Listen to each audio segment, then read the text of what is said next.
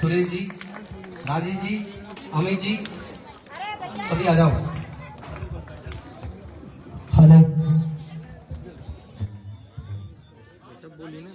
राजेश जी, सभी गुरु जी आ जाओ।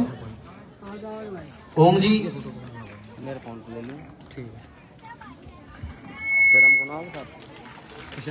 बड़े ही खुशी की बात है हमारे क्षेत्र के, पूरे तहसील के, पूरे इलाके के मुखिया हमारे बीच में आज हमारे विद्यालय में पधारे हैं। ओम प्रकाश जी, स्वागत के बेला में बच्चों तालियां नहीं रुकनी चाहिए, बिल्कुल भी तालियां रुकनी चाहिए। जोर से बोलो। माननीय विधायक महोदय की, माननीय विधायक महोदय की, माननीय विधायक महोदय की, प्रधान साहब की, प्रधान साहब की, भावना साहब की, माननीय भावना साहब की, सरपंच साहब की।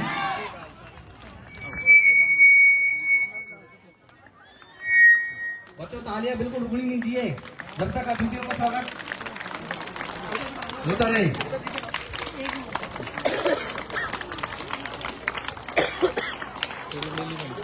इनकी ले जाओ। आ जाओ जी। ओम प्रकाश जी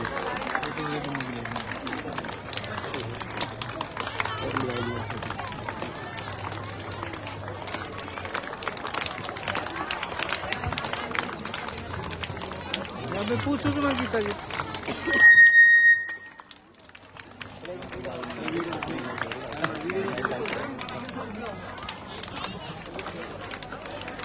मैं बनाऊंगा ना।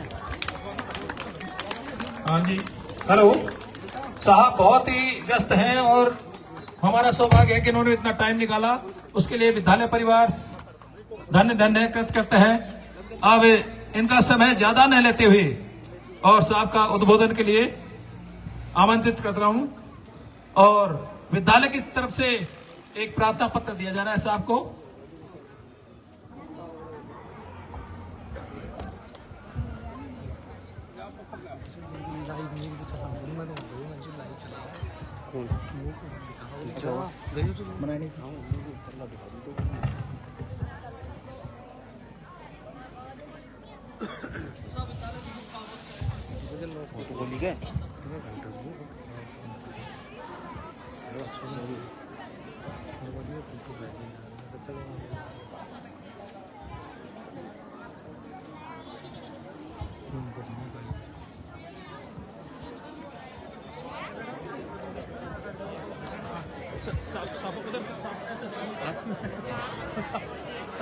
हाथों में दे दो ऐसा। चलो चलो, जब तक मैं प्रधान साहब से निवेदन करता हूं कि वो भी संस्था के लिए, या श्रीमान तांबी जी बहुत पुराने सरपंच है, बहुत काम करवाए हैं विद्यालय को, ये गांव को क्या क्या अपेक्षा है 2 मिनट में साहब के लिए आगे रखें, फिर बाद में साहब का उद्बोधन आशीर्वाद।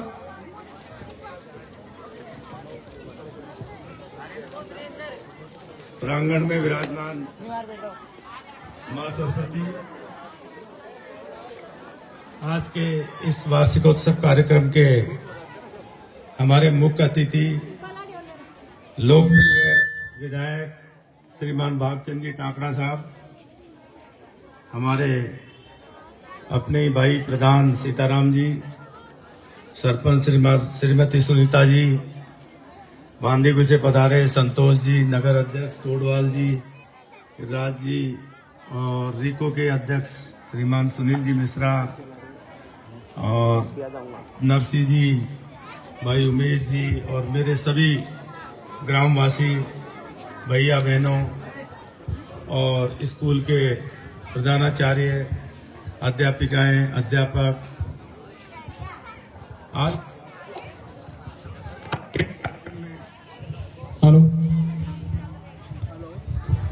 आज के इस कार्यक्रम में पहली बार हेलो मनोहर निर्वाचित विधायक महोदय पधारे हैं और इनसे हमें बहुत अपेक्षाएं हैं। मोबाइल इस गांव में जहाँ तक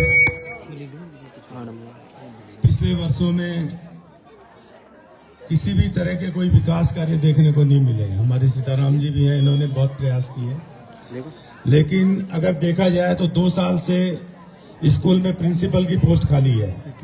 जब भी मैं आता हूं मुझे एक्टिंग प्रिंसिपल मिलते हैं, कि सब प्रधानाचार्य यहाँ है नहीं। कुछ सब्जेक्ट टीचर्स जो हैं वो भी यहाँ अवेलेबल नहीं है। बच्चों की पढ़ाई के हिसाब से देखा जाए तो यहाँ करीब करीब 65-70% बालिकाएं शिक्षारत हैं। ये स्कूल इस तहसील के सबसे सर्वश्रेष्ठ स्कूलों में होते थे। हम सब यही इसी स्कूल में पढ़े हैं और यहाँ के बच्चे जो हैं, मैं माननीय विधायक महोदय को कहना चाहूंगा कि राजस्थान के डीजीपी रहे रामजीवन जी भी इसी स्कूल से पढ़े हैं। यहाँ से काफी डॉक्टर हैं, आरएएस ऑफिसर्स हैं, इंजीनियर्स हैं और काफी बड़े बड़े अधिकारी इस स्कूल से पढ़ के गए हैं। आसपास के सारे क्षेत्रों में मिला के एक मिडिल स्कूल होता था जिसमें बांदीकुई से, बसवा से, गुड़ा से, इसके सारे इधर के लोग इसी स्कूल में आया करते थे। छठी क्लास में करीब 4-4, 5-5 सेक्शन होते थे और इस स्कूल का जो रिजल्ट रहा है, मैं हमेशा स्कूल के बारे में पूछता रहता हूँ, तो यहाँ करीब करीब हमेशा 100% रिजल्ट रहता है। 8वीं बोर्ड का भी आपके 100% रिजल्ट था और 10वीं में 81% से प्रथम सोनिया मीना या पधारी यहाँ जो है उन्होंने मार्क्स प्राप्त किए। 12th में 100% रिजल्ट रहा। इस तरह से इस स्कूल में रिजल्ट के मामले में भी इस तहसील में इसका स्थान अव्वल रहता है। ऐसे स्कूल में बहुत सारे कार्य हैं यहाँ पेंडिंग है। रमसा के तहत कुछ कमरे पहले बने हैं, कुछ बनने थे, तो माननीय विधायक महोदय से कहूंगा कि वो फाइलें अभी पेंडिंग पड़ी हैं तो उनको भी जो है आगे बढ़ाएं। और इस स्कूल में जो टीचर्स वगैरह जो हैं,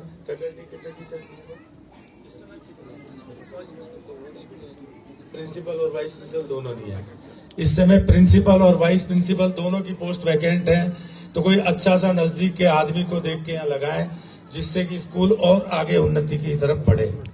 मैं ज्यादा कुछ नहीं कहूंगा। आज गांव वाले मेरे बहुत सारे लोग यहाँ पधारे हैं, उनके लिए भी धन्यवाद देना चाहूंगा। सारे बच्चों को आगे अच्छी तरह से पढ़ें। नववर्ष की शुभकामनाओं के साथ धन्यवाद। जय हिंद, जय भारत, जय श्री राम।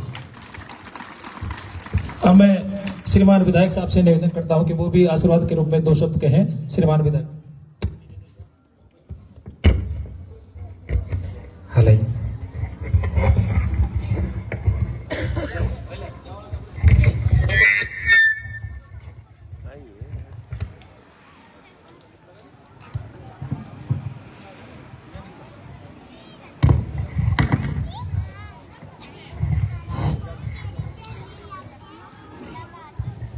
सबसे पहले तो विद्या के इस मंदिर में मां सरस्वती को प्रणाम।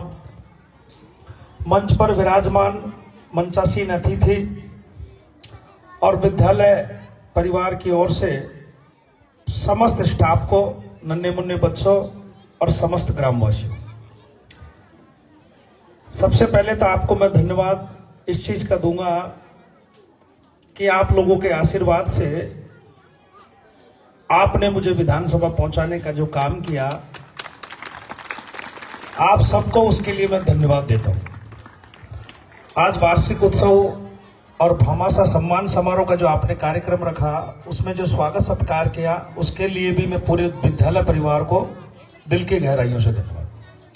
आपने मुझे एक मांग पत्र दिया है। उस मांग पत्र में स्थानीय विद्यालय में कक्षों के निर्माण के संबंध में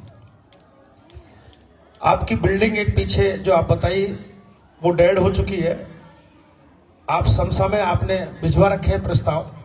आप निश्चिंत रहें, आपके प्रस्ताव की मैं भी एक चिट्ठी बना दूंगा और आप निश्चिंत रहें। आप जितने भी आपने कक्षा की कमरों की जो मांग की है वो जल्दी ही स्वीकृत कराने का मैं काम करूंगा। आप तो एक जब यहां से जब डीजी बने हैं, डॉक्टर बने हैं, आरएस बने, इंजीनियर बने हैं, तब एक करिश्मा और कर दो, एक मेरिट और ला दो। जिस बच्चे की जिले में मेरिट आएगी उस बच्चे को मैं हवाई यात्रा कराऊंगा वैष्णो देवी।